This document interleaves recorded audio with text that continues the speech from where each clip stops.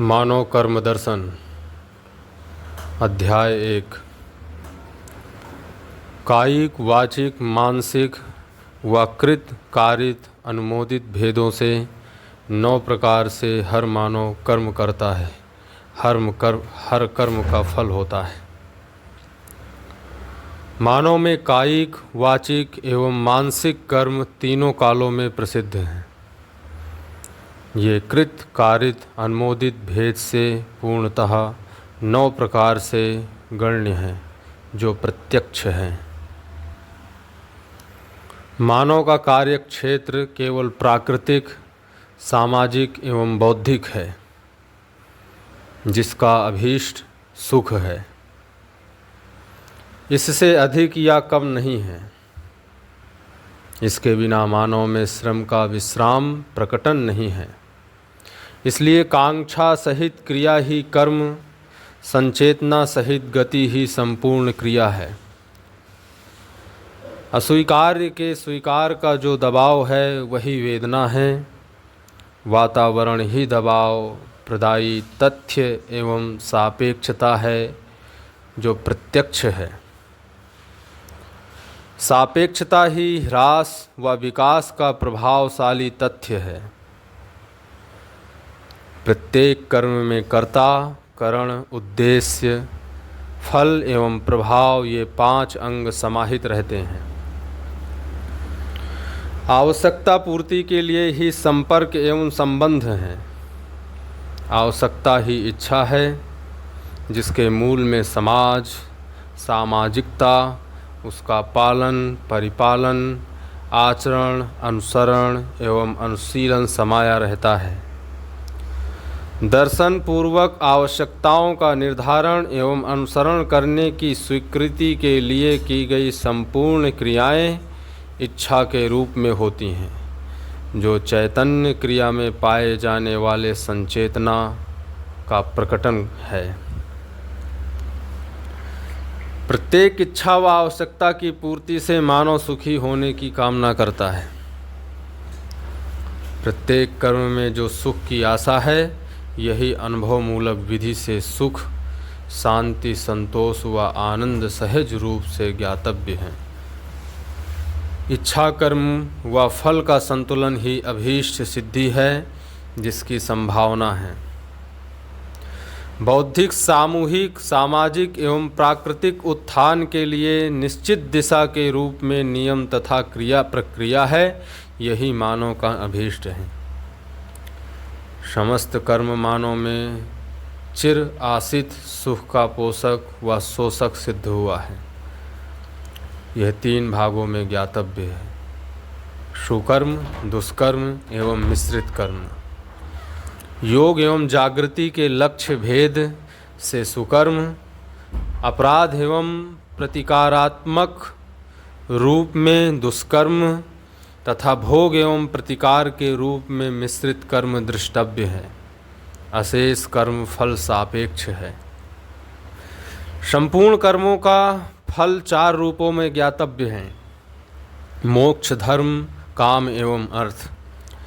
इच्छा के बिना कर्म नहीं है। मानव में इच्छाएं तीव्र कारण एवं सूक्ष्म भेद से ज्ञातव्य हैं। तीव्र इच्छा क्रिया के रूप में अवतरित होती है। कारण इच्छाएं क्रिया के रूप में अल्प संभाव्य हैं। सूक्ष्म इच्छाएं क्रिया के रूप में अत्याल्प संभाव्य हैं। तीव्र इच्छाएं जिसके बिना जीना नहीं होता। कारण इच्छाएं योग, संयोग, घटनावश जो प्रेरणाएं होती हैं, यह सब प्रकार इच्छाएं हैं। यह सब कारण इच्छाएं हैं। सूक्ष्म इच्छाएं मानव में सत्य कोई वस्तु है, जैसा सत्य, धर्म, न्याय कोई वस्तु है, जिसको प्रमाणित करने के लिए कोई स्पष्ट विचार नहीं रहता है। संपूर्ण साधन अंतरंग एवं बहिरंग भेद से दृष्टव्य हैं। अंतरंग साधन आशा, विचार, इच्छा, ऋतंभरा और अनुभव प्रमाणों के रूप में तथा बहिरंग साधन तन और धन के रूप में पाए जाते हैं। यही जड़ और चैतन्य क्रिया का स्पष्ट रूप है। जड़ व चैतन्य की एक सूत्रता संतुलन व समाज को पा लेना ही अभीष्ट सिद्धि है। अभीष्ट सिद्धि के लिए प्रत्येक मानव प्रयासरत है जो प्रत्यक्ष है। साध्य अभीष्ट के लिए साधक का समर्पण एवं साधन का नियोजन आवश्यक है। साधन ही अर्थ है जो तन मन एवं धन के रूप में दृष्टव्य है। यह कार्य से निर्मित होने के साथ ही कर्म निर्माण के लिए साधन भी है। प्रत्येक कर्म में अनुभूति एवं अनुमान क्रम उपलब्ध है। कर्मों का यह क्रम अनुभव पर्यंत चलता रहेगा। सत्यानुभूति ही पूर्णता है। वस्तु स्थिति वस्तुगत एवं स्थिति सत्य सहज अनुभव प्रसिद्ध है। इसलिए संपूर्ण अर्थ का पूर्ण अर्थ अनुभव ही है। समस्त कर्म अर्थोपार्जन हेतु ही है, जिसका प्रयोजन अनुभव है। समस्त अर्थ का उपार्जन उपयोग सदुपयोग एवं वितरण भी इच्छा की पूर्ति के लिए ही होता है। इच्छा की पूर्ति के मूल में अनुभव ही है। यह केवल जागृति पूर्वक व्यक्ति एवं समग्र मानव में प्रत्यक्ष है। जो अस्तित्व में है उसी का दर्शन एवं ज्ञान है। दर्शन और ज्ञान ही अनुभव है। मानव में सुख रूपी अभीष्ट साम्य है। अंतरंग व बहिरंग साधन का अनुभव के लिए प्रयुक्त होना ही प्रबुद्धता है, अन्यथा अप्रबुद्धता है। इन दोनों स्थितियों की संभावना ही वैविध्यता का आधार है। अंतरंग साधन आशा विचार इच्छा रितंभरा अनुभव प्रमाण की क्षमता के अनुरूप ही बहिरंग साधनों का नियंत्रण है। अंतरंग समुच्चय ही चैतन्य है। जड़ चैतन्यात्मक प्रकृति ज्ञान सत्ता में समाहित है, इसलिए वह उसमें नियंत्रित है। ऐसे समय साम्य नियंत्रण में अनुभव पर्यंत विकास और जागृति है।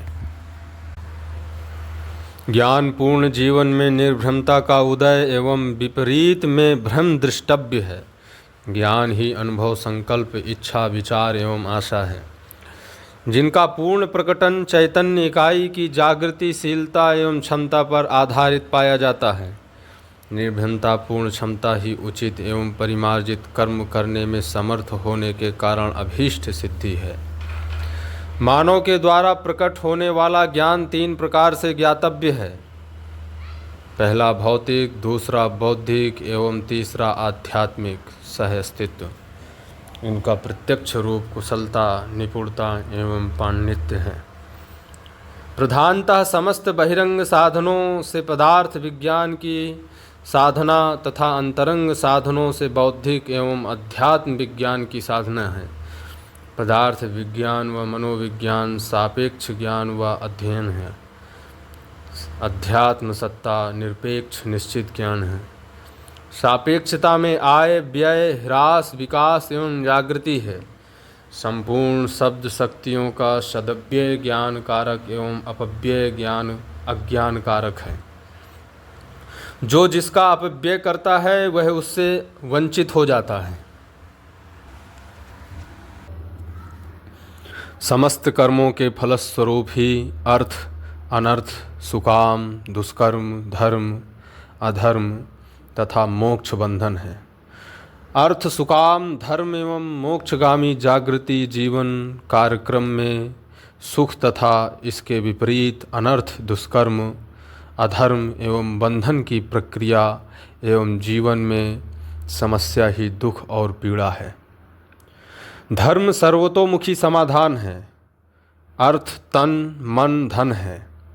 परम अर्थ अनुभव है। जागृत मानव में सुकाम का तात्पर्य संज्ञानीयता पूर्वक संवेदनाएं नियंत्रित और प्रमाणित होने से है। मोक्ष ब्रह्म मुक्ति है। अर्थ ही सुख सुकर्म ही शांति धर्म ही संतोष एवं मोक्ष ही परमानंद है।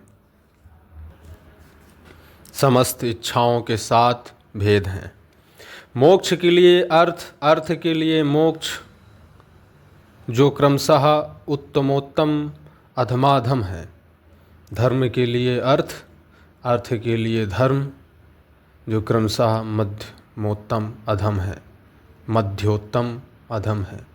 काम के लिए अर्थ, अर्थ के लिए काम, जो क्रमशः उत्तम, अधम, मध्यम है, एवं अर्थ के लिए अर्थ जो मध्यम है।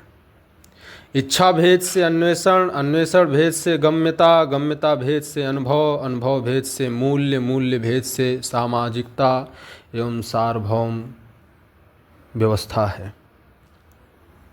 3 प्रकार की अन्वेषण प्रवृत्तियां मानव में पाई जाती हैं। पहला सत्यान्वेषण, दूसरा ऐषणान्वेषण, तीसरा विषयान्वेषण। विषयान्वेषण प्रवृत्तियां जीवों में भी दृष्टव्य हैं, शेष 2 मानव में ही हैं, इसलिए विषयान्वेषण प्रवृत्तियां अपराध से मुक्त नहीं हैं।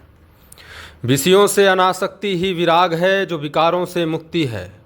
ऐषणाओं से अनासक्ति ही पर वैराग्य है, जो सदव्ययता की स्वीकृति एवं निर्वाह है। विषयान्वेषण प्रवृत्ति स्वार्थ में, ऐषणान्वेषण परार्थ में व सत्यान्वेषण परार्थ में क्रियाशील है। संपूर्ण व्यवहार अधम और सामाजिक, परार्थपूर्ण व्यवहार मध्यमोत्तम और सामाजिक, परमार्थपूर्ण व्यवहार उत्तम, सामाजिक एवं स्वतंत्र है। परमार्थपूर्ण व्यवहार ही सर्वशुभ मानसिकता है।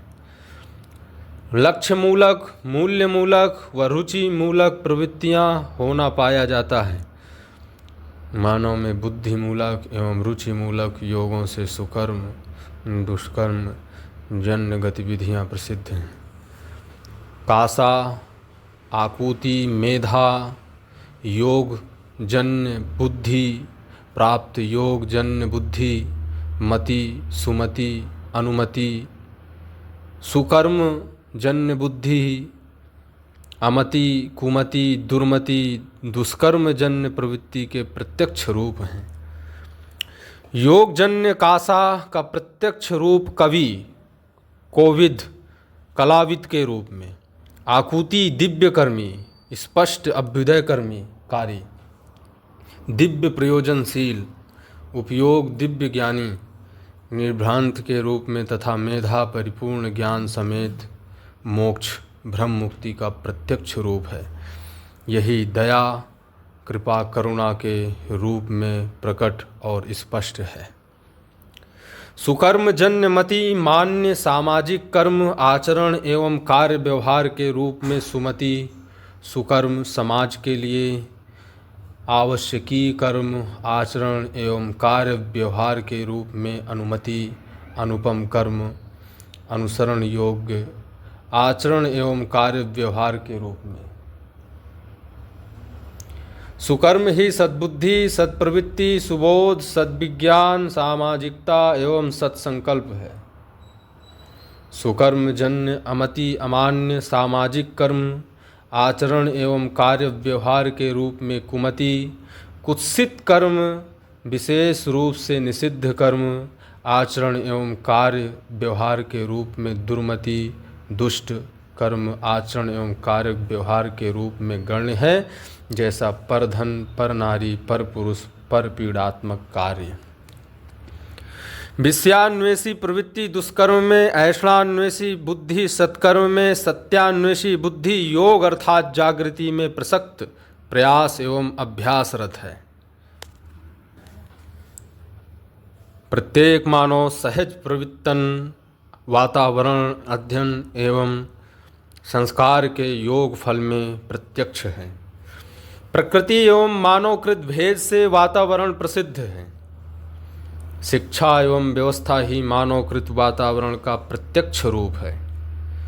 मानव मात्र का संस्कार अन्वेषण त्रय, विषयान्वेषण, ऐषणा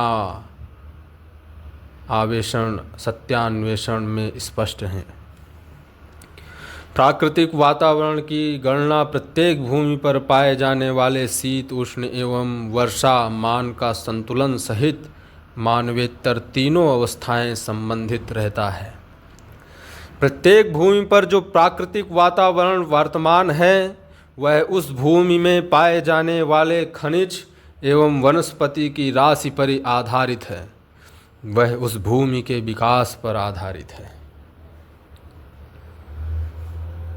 किसी भी भूमि पर ज्ञानावस्था के मानव की अवस्थिति घटना के पूर्व जीव व वनस्पतियों का समृद्ध होना अनिवार्य है। इसके पूर्व जल होना आवश्यक है। प्रत्येक भूमि पर किसी अधिकतम न्यूनतम शीत उष्ण और वर्षा मान की सीमा में ही जीव एवं मानव अपने जीवनी क्रम और जीवन के कार्यक्रम को संपन्न करने में समर्थ हुए हैं। प्राकृतिक वातावरण का संतुलन भी मानव सहज जागृति के लिए सहयोगी है। इसलिए संतुलन के लिए आधार आवश्यक है। अशेष प्रकृति का संतुलन आधार सत्ता ही है जो पूर्ण है। प्रत्येक क्रिया के संतुलन का आधार नियम है जो पूर्ण है। प्रत्येक व्यवहार के संतुलन का आधार न्याय है जो पूर्ण है। प्रत्येक विचार के संतुलन का आधार समाधान है जो पूर्ण है। प्रत्येक व्यक्ति में अनुभव का आधार सहअस्तित्व रूपी परम सत्य है जो समग्र है। प्राकृतिक एवं मानव संतुलन एवं असंतुलन का प्रधान कारण मानव ही है। भ्रमित अवस्था में मानव कर्म करते समय स्वतंत्र एवं फल भोगते समय परतंत्र है। जागृत मानव कर्म करते समय तथा फल भोगते समय स्वतंत्र है। जागृत अवस्था में समझकर करने वाली परंपरा रहेगी तथा भ्रमित अवस्था में करके समझने वाली परंपरा रहेगी। प्राकृतिक वैभव का विशेष कर मानव ही उपयोग करता है जो प्रत्यक्ष है। ऋतु संतुलन को बनाए रखने के लिए भूमि में आवश्यकीय मात्रा में खनिज वनस्पति वन को सुरक्षित रखते हुए उपयोग करना, साथ ही उसकी उत्पादन प्रक्रिया में विघ्न उत्पन्न नहीं करना और सहायक होना ही प्राकृतिक नियम का तात्पर्य है। यह पूर्णतः मानव का दायित्व है। ऋतु संतुलन को बनाए रखने के लिए भूमि में आवश्यकीय मात्रा में खनिज वनस्पति वन को सुरक्षित रखते हुए उपयोग करना, साथ ही उसकी उत्पादन प्रक्रिया में विघ्न उत्पन्न नहीं करना और सहायक होना ही प्राकृतिक नियम का तात्पर्य है। यह पूर्णतः मानव का दायित्व है। वनस्पति वन एवं खनिज जिनकी उत्पत्ति की संभावना एवं क्रम स्पष्ट है, उन्हीं के अनुपात में उपयोग करना उचित है, अन्यथा प्राकृतिक दुर्घटनाओं से ग्रसित होना स्वाभाविक है। शिक्षा एवं व्यवस्था ही सामूहिक सामाजिक संतुलन को बनाए रखने का एकमात्र उपाय है। सामाजिक संतुलन स्वधन स्वनारी स्वपुरुष एवं दयापूर्ण कार्य व्यवहार परंपरा है। इसके विपरीत में पर नारी पर पुरुष पर धन एवं पर पीड़ा से असंतुलन ही है जो प्रत्यक्ष हैं। व्यक्ति के विचार संतुलन बौद्धिक संतुलन के मूल में आवश्यकीय एवं अनावश्यकीय मूल प्रवृत्तियों की सक्रियता पाई जाती है। मानव के आवश्यकीय मूल प्रवृत्ति के मूल में संस्कार समझदारी ही रहता है। अनावश्यकता के मूल में भ्रम विवशताएं दृष्टव्य हैं। आवश्यकीय मूल प्रवृत्तियां क्रम से असंग्रह समृद्धि स्नेह विद्या सरलता एवं अभय वर्तमान में विश्वास के रूप में अनावश्यकीय मूल प्रवृत्तियां सुविधा संग्रह द्वेष अविद्या अभिमान एवं भय के रूप में प्रत्यक्ष हैं। प्राकृतिक संतुलन सामाजिक संतुलन एवं बौद्धिक संतुलन योग्य नियम ही आवश्यकीय नियम हैं। यही नियम त्रय है। आवश्यकीय नियमों का ज्ञान व अनुसरण निर्णय उसके सदुपयोग से सदुपयोग का निर्णय विकास एवं जागृति से विकास एवं जागृति का निर्णय बौद्धिक सामाजिक एवं प्राकृतिक नियमों से के समझ व पालन से स्पष्ट होता है। मानव के लिए अपने विकास एवं जागृति क्रम श्रृंखला को अक्षुण्ण बनाए रखने के लिए आवश्यकीय नियमों का अनुसरण एवं अनिवार्य प्रक्रिया है। यही मानव जीवन जागृति क्रम जागृत जीवन के कार्यक्रम का प्रत्यक्ष रूप भी है। सांस्कृतिक मूल्यों का अवगाहन एवं निर्वहन व मूल्यांकन ही मानवकृत वातावरण है। मानव में समाहित संस्कार ही उसके स्वभाव को अभिव्यक्त करता है। सुसंस्कार पूर्वक मानव संस्कृति का उद्गम होता है।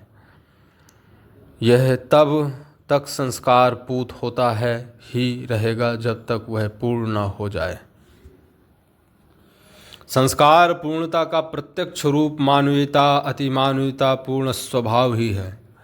सुसंस्कृति संपन्नता का प्रत्यक्ष रूप मानवीयता पूर्ण स्वभाव है। विकृत संस्कृति का प्रत्यक्ष रूप ही अमानवीयता है।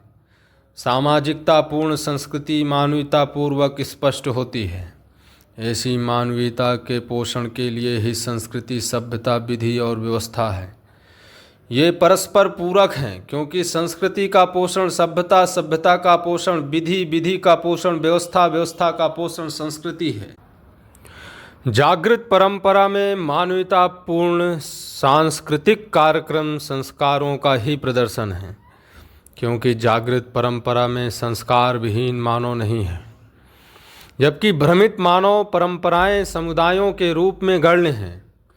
यह संपूर्ण समस्या का कारण है। समस्याएं संस्कार का प्रमाण नहीं है, क्योंकि सभी समस्याएं समाधानित होते ही हैं।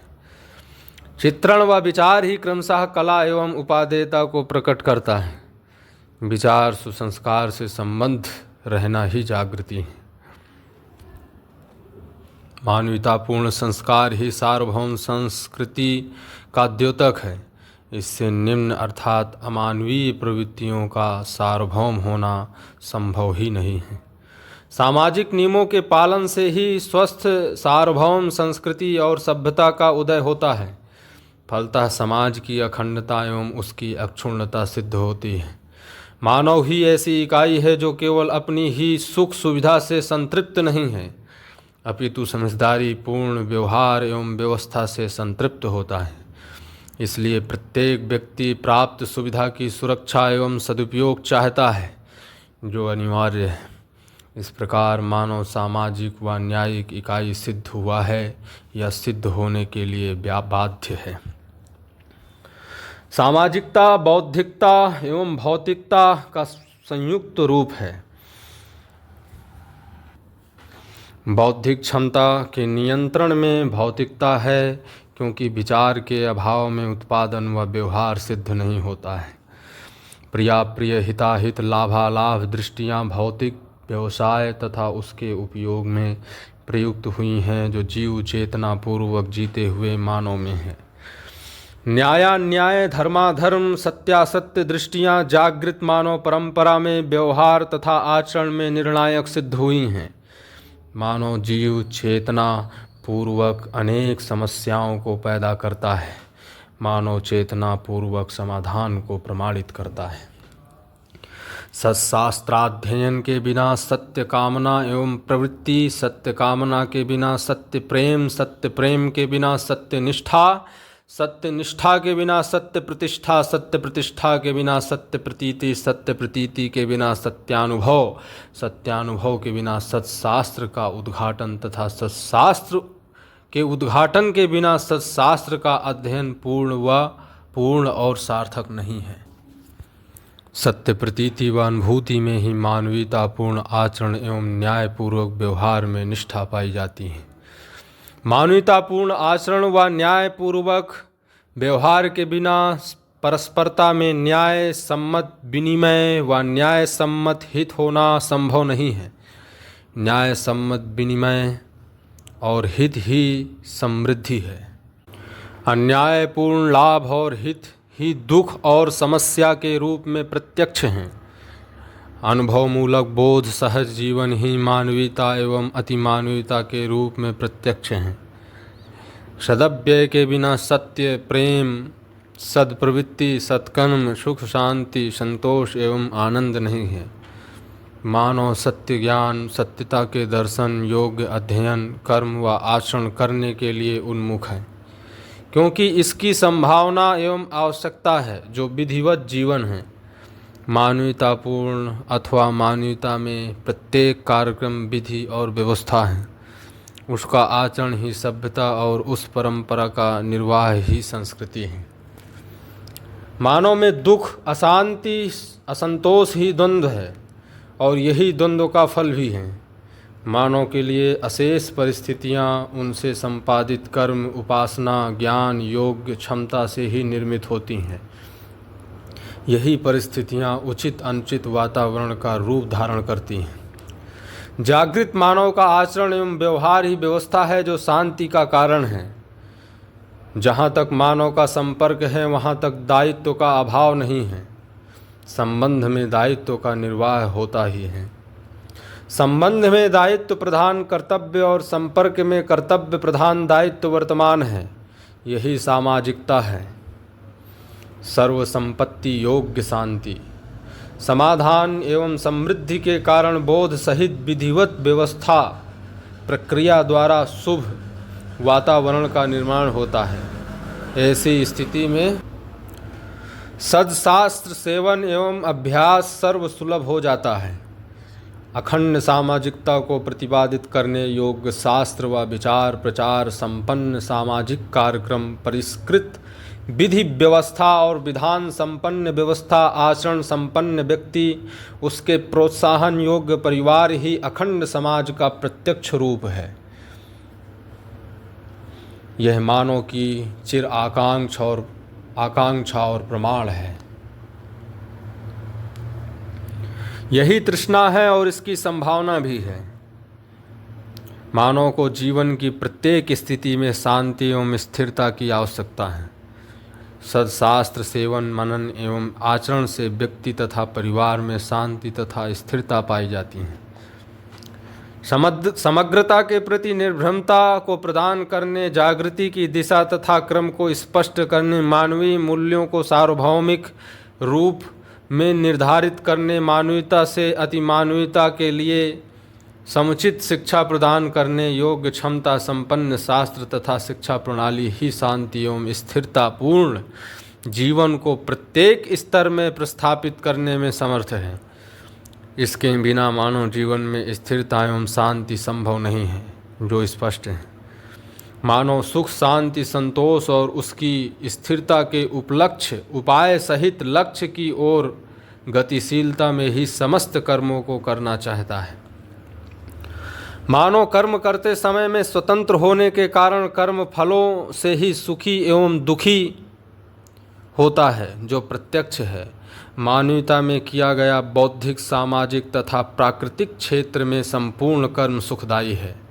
यही अमानवीयता की सीमा में दुखदायी है, जो प्रत्यक्ष है। इस वर्तमान में मानव 4 प्रकार से गण्य है। पहला पुण्यात्मा, दूसरा पापात्मा, तीसरा सुखी और चौथा दुखी।